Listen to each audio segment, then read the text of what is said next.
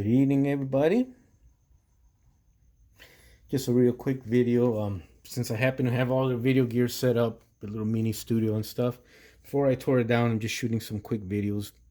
For anyone's interested in watching some interesting stuff, this particular Tiger tank here, I don't know if you guys know, but besides building the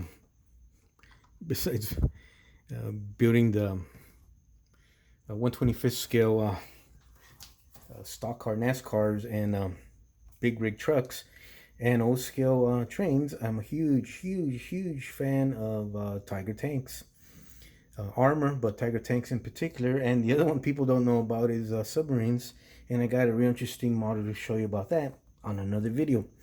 Back to this.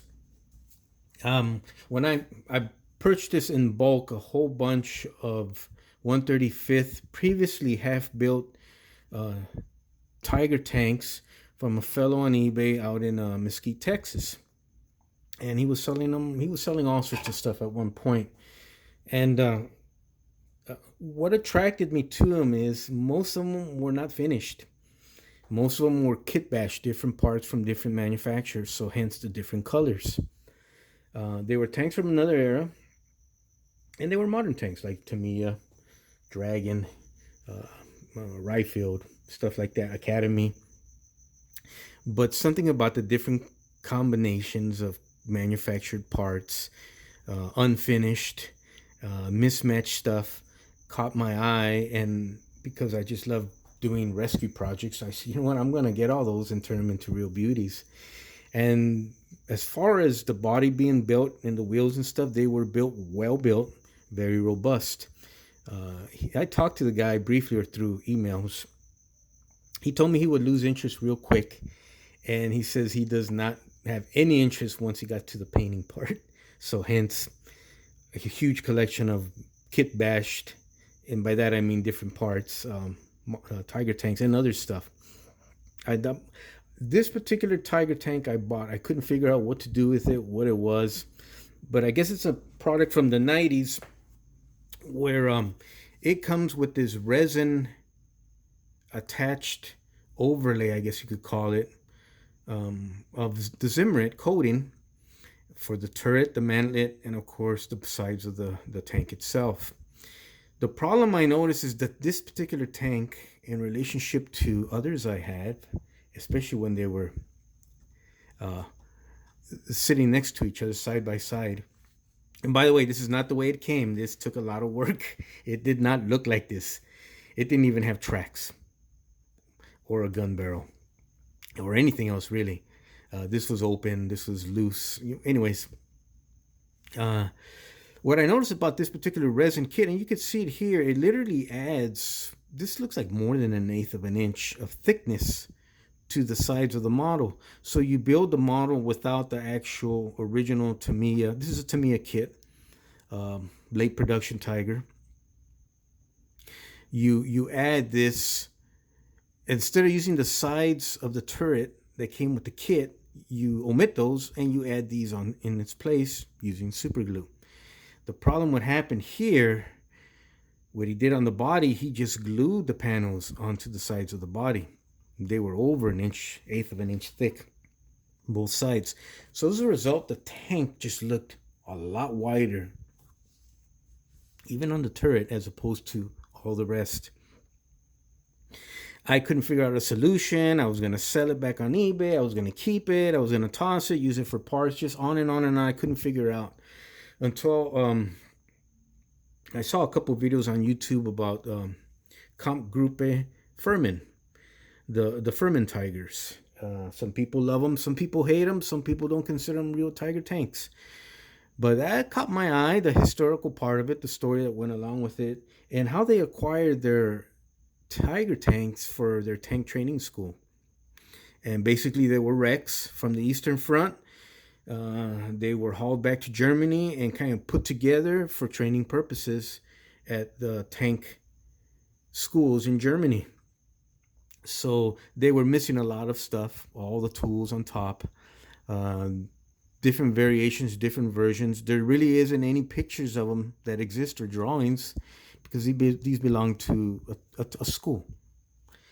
So they were not top of the line by any means, and they were not fit for service. However, at the end of the war, I think it was in April '45, the situation got so desperate in Germany that they went ahead and contacted that tank school, and they pulled their tanks out. I think there was five of them, and Panthers and other stuff for action.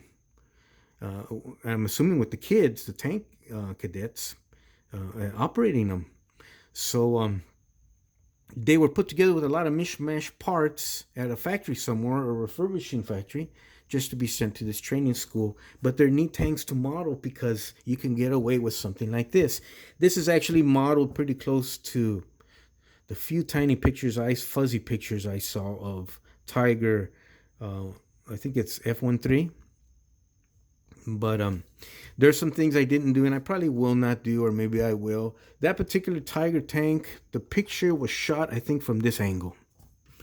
And in the fuzzy black and white picture that was taken by one of the Allied troops that came upon it towards the end of the war, at the end of the war, it was sitting in the side of a ditch, wrecked. So, and he's posing like right here, I think, or on the turret. So what I could gather from those pictures, and all the models that everybody builds is kind of like guesstimation, or best guesstimation, or maybe guesstimation by just by what's that called, by numbers. Everyone kind of agrees that maybe that's what it was. So I tried to follow everything. I peeled off the Zimrit originally, and this was what was underneath. It was just a wreck. I had to sand it smooth, and it was still pop marked until I discovered the Fuhrman tanks, Tigers, and I said, that's what I'm going to do. So in the picture, the skirts were long gone, but you could see the mounting points for the skirts, which is what I added on here. And those are off a Tiger tank from a Dragon kit. I have a lot of Tiger parts, a lot of Tiger's tank sprues, just for these type purposes. So this came from parts from my sprues. And I used photo etch for the mounting hardware for the cable, the towing cable. The cable was long gone, but the mounting points were still there. And instead of using plastic, I went in and I used a photo etch.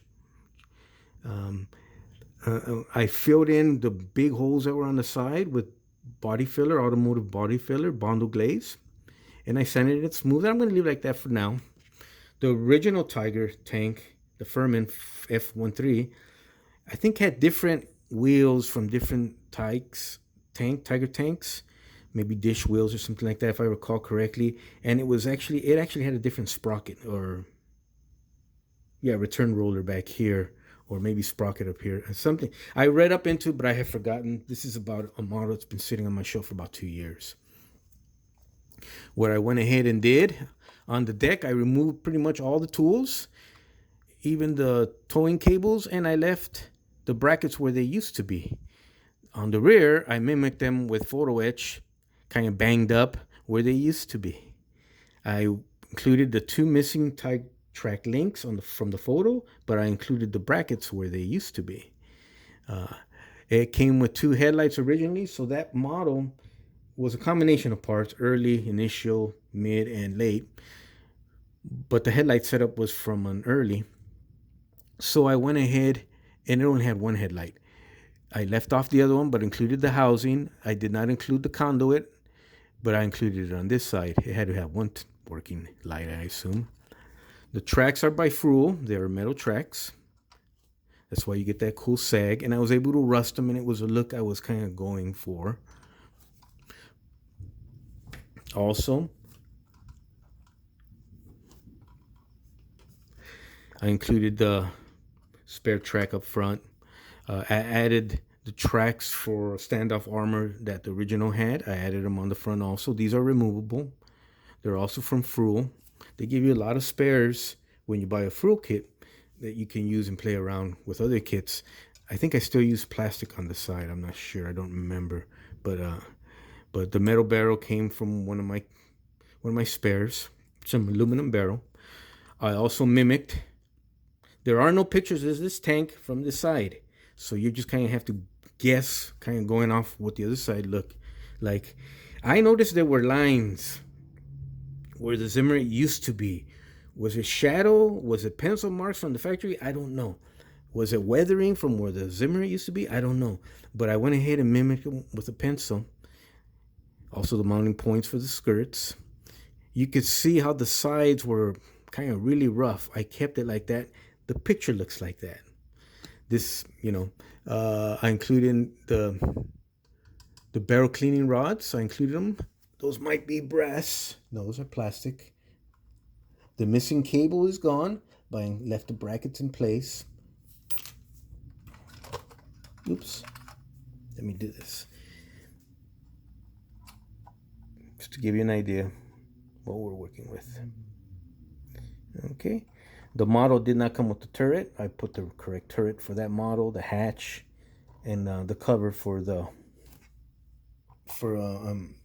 water wading snorkel, and the dustbin or the storage bin under the turret. That's a resin kit, and I matched it the best I could with the photo. On the rear of the tank,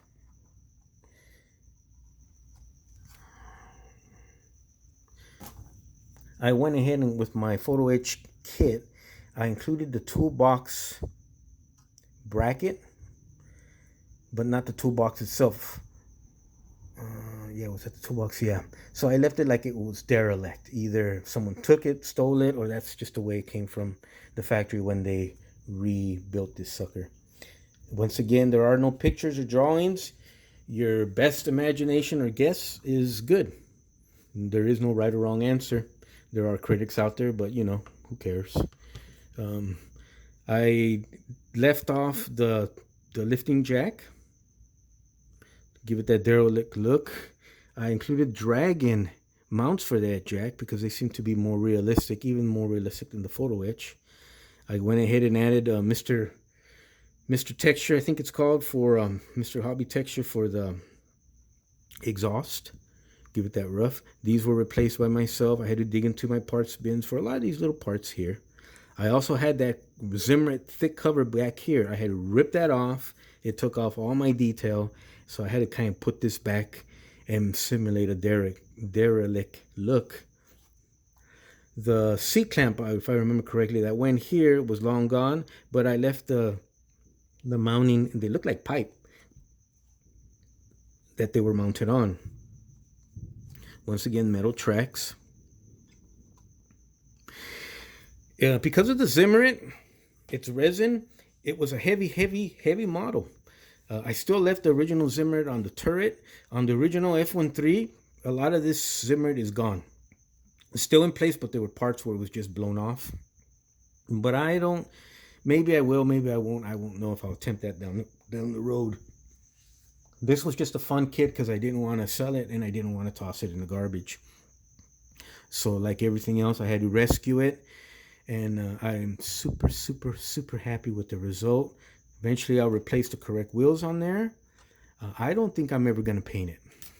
Also, what I didn't show you is I'm going to assume that all the grates for the screens here were gone except for one. So I left the photo etch one there. This is one of the stainless steel photo etch from Tamiya. A lot of people complain about them because it's hard to bend stainless steel photo etch. I don't. I actually prefer it. I have no problem bending it with the equipment I have here. It doesn't really take anything, just a pair of flat pliers and a table, hard surface. But people complain, and if those people don't want them, they can send them to me. I'll be more than happy to take them all off their hands. I love them because you can nick your finger against that. It may pop off, but you're not going to bend it. You'll probably wind up slicing a hole in your finger, but you're not going to bend it. You just glue it back in place.